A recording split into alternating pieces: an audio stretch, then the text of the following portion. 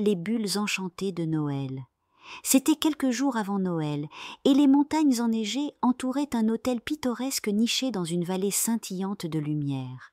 Les familles de tout le pays s'y retrouvaient pour passer les fêtes dans un décor féerique. Parmi elles, 4 petites filles, âgées de 6 à 8 ans, allaient vivre un Noël inoubliable. Élodie, 6 ans, venait du sud de la France, où le soleil illuminait les collines même en hiver. Ses cheveux blonds reflétaient une énergie solaire et joyeuse. Louise, 8 ans, vivait dans le centre du pays, entourée de forêts et de rivières, et avait un esprit curieux et aventurier. Les 2 autres, Maya et Alba, 7 ans toutes les deux, étaient inséparables et venaient de Corse. Maya était vive et espiègle, tandis qu'Alba, plus posée, avait toujours un mot réconfortant pour apaiser les disputes. Le hasard les réunit dans la grande salle de jeu de l'hôtel. Élodie, tenant une peluche, demanda à voix haute : « Qui veut jouer avec moi ?» Louise répondit aussitôt : « Moi ? Mais seulement si on invente une aventure. » Les jumelles corses, intriguées, s'approchèrent. Alba proposa : « Et si on était des exploratrices perdues dans une forêt magique ?» En quelques minutes, les 4 filles devinrent inséparables, partageant éclats de rire et projets imaginaires. Les activités de l'hôtel étaient organisées avec soin pour offrir aux familles une semaine festive. Le matin, les enfants descendaient les pistes de ski, enfileurs de combinaisons colorées et rieurs face à la neige qui collait à leurs gants. Louise était la plus rapide, tandis qu'Élodie, moins assurée, finissait souvent par glisser sur les fesses, ce qui déclenchait des fous rires collectifs. L'après-midi, ils participaient à des ateliers de Noël. Ils décoraient des biscuits en forme d'étoiles, fabriquaient des boules de sapin et chantaient des chants de Noël en compagnie de leurs parents. Malgré l'ambiance chaleureuse et les rituels festifs, les 4 amies ressentaient un manque d'aventure, une envie d'explorer quelque chose d'inconnu. Un jour, alors qu'elle déambulait dans le hall de l'hôtel, Maya s'arrêta net devant une affiche. Elle était accrochée près de la cheminée où les flammes crépitaient doucement. L'affiche disait « Venez passer une nuit magique dans nos bulles au cœur de la forêt enneigée. Étoiles et féerie garanties. Réservé aux enfants. » Les yeux de Maya brillèrent. « Regardez ça, on pourrait y aller !» Élodie lut à haute voix, impressionnée par le mot « magique ». Louise, pragmatique, hocha la tête. « On doit demander à nos parents !» Les 4 filles se précipitèrent pour convaincre leur famille. Heureusement, les parents, séduits par l'idée et rassurés par les garanties de l'hôtel, donnèrent leur accord.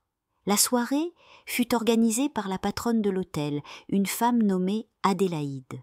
Grande et élégante, avec un sourire chaleureux et des cheveux argentés qui brillaient comme des flocons de neige, Adélaïde était aimée de tous. Elle connaissait chaque client par son prénom et avait une façon unique de rendre tout moment spécial. « Vous allez passer une nuit que vous n'oublierez jamais », leur dit-elle avec un clin d'œil. Ce que personne ne savait, c'était qu'Adélaïde n'était pas une simple hôtelière. Elle était la sœur du Père Noël, et chaque année, elle orchestrait cette soirée magique pour offrir aux enfants un voyage extraordinaire. En fin de journée, Adélaïde guida les enfants, vêtus de manteaux et bonnets, vers la forêt derrière l'hôtel. Là, des bulles transparentes, comme de grandes sphères de verre, étaient posées sur la neige scintillante. Chaque bulle était décorée de guirlandes lumineuses et remplie de coussins moelleux et de couvertures chaudes. Les filles sautèrent à l'intérieur, émerveillées par la vue des étoiles au-dessus d'elles. Élodie murmura « On dirait qu'on est dans un rêve !» Adélaïde leur apporta du chocolat chaud et raconta des histoires de Noël. Puis, elle les borda en souriant. « Dormez bien, mes petites aventurières. » Une fois les filles profondément endormies, Adélaïde sortit une clé dorée et murmura une formule magique. Les bulles commencèrent à s'élever doucement dans les airs, portées par une lumière douce et scintillante. Elles traversèrent la forêt enneigée, survolèrent des rivières gelées et atterrirent dans un village où tout semblait briller de magie. Les filles se réveillèrent doucement, éblouies par ce qu'elles voyaient. Des maisons en pain d'épices, des lutins joyeux courant partout, et au centre du village, une immense fabrique de jouets illuminés. « Où sommes-nous » demanda Alba, bouche bée. Adélaïde répondit avec un sourire « Bienvenue au village du Père Noël ». Les enfants furent guidés à travers le village. Elles visitèrent l'atelier des lutins, où elles purent assembler des jouets avec eux. Louise fabriqua un ours en peluche, Maya peignit un cheval à bascule, et Alba et Élodie aidèrent à empaqueter des cadeaux. Ensuite, elles rencontrèrent les reines du Père Noël dans une étable décorée de guirlandes lumineuses. Les filles purent caresser Rudolphe, qui leur fit un clin d'œil complice. Le clou de la journée fut leur rencontre avec le Père Noël lui-même. Vêtu de son costume rouge et or, il les accueillit avec une voix douce et bienveillante. « Merci d'être venus, mes petites amies. Vous êtes ici parce que vous croyez en la magie de Noël. » Il leur donna à chacune une étoile brillante, leur expliquant « Ces étoiles garderont en vous la lumière de ce que vous avez vécu ici.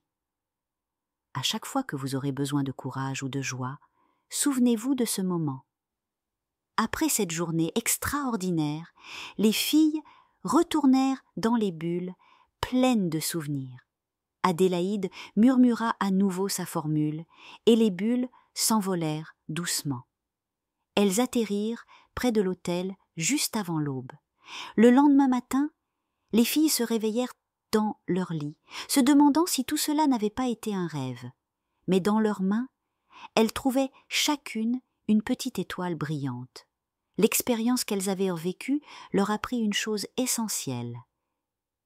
La magie de Noël ne réside pas seulement dans les cadeaux ou les décorations, mais dans les liens que l'on tisse, dans les aventures que l'on partage et dans la capacité de croire en l'impossible. Elles gardèrent cette leçon précieuse dans leur cœur, et chaque Noël, elles se remémorèrent cette nuit magique en se promettant de toujours rester amies, peu importe où la vie les mènerait. Bonne nuit, mes petits rêveurs.